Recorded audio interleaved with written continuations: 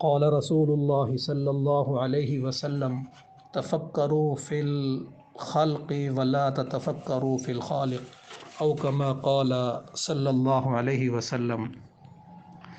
اللہ کے رسول صلی اللہ علیہ وسلم نے فرمایا، اللہ تعالیٰ کی پیدا کردہ اشیاء میں غور و فکر کرو، خود خالق کائنات کی ذات میں غور و فکر نہ کرو، کیونکہ ذات خداوندی وہ ذات ہے جسے غور و فکر کے ذریعے نہیں پایا جا سکتا۔ مخلوقات میں غور و فکر سے اللہ تعالیٰ کی صفات سمجھ میں آتی ہیں اور اللہ تعالیٰ کی وحدانیت کا ادراک ہوتا ہے۔ اصل ہوا یہ کہ حدیث کی کتب میں آتا ہے انہو مر بقوم یتفکرون فی الخالق۔ آپ صلی اللہ علیہ وسلم کا ایک قوم سے گزر ہوا تو آپ صلی اللہ علیہ وسلم نے دیکھا وہاں کچھ لوگ غور و فکر کر رہے ہیں، تو پوچھا تو بتایا گیا کہ اللہ تعالیٰ کی ذات کے بارے میں غور و فکر کر رہی ہیں۔ تو اس موقع پر آپ صلی اللہ علیہ وسلم نے فرمایا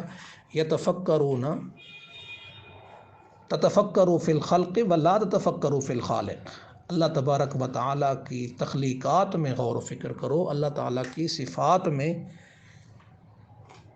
غور و فکر کرنے سے اللہ تبارک و تعالیٰ کی معرفت ہوگی، اور اللہ تبارک و تعالیٰ کی ذات کے بارے میں غور و فکر سے منع کیا ہے۔ اور قرآن مجید میں بھی فرمایا وَيَتَفَكَّرُونَ فِي خَلْقِ السَّمَاوَاتِ وَالْأَرْضِ، کہ وہ زمین و آسمان کی تخلیقات میں غور و فکر کرتے ہیں۔ اس غور و فکر کا نتیجے میں انسان اللہ تعالیٰ کی وحدانیت اور اس کی صفات کمال کو سمجھ سکے گا۔ پھر جب اللہ تبارک و تعالیٰ کی تخلیقات میں غور و فکر کرے گا تو پھر کیا ہے، غور و فکر کرنے کے بعد اس نتیجے پر پہنچے گا اور کہے گا ربنا ما خلقت ھذا باطلا سبحانک فقنا عذاب النار۔ اے ہمارے پروردگار، تو نے یہ سب چیزیں بیکار نہیں پیدا کی، ان اشیاء کی تخلیق میں ضرور کوئی حکمت ہے۔ دنیا کی حکمت آخرت ہے، الدنیا مزرعۃ الآخرہ۔ فرمایا دنیا آخرت کی کھیتی ہے، یہ اگلی منزل کا راستہ ہے، اس راستے پر چل کر انسان آخرت میں پہنچ سکتا ہے۔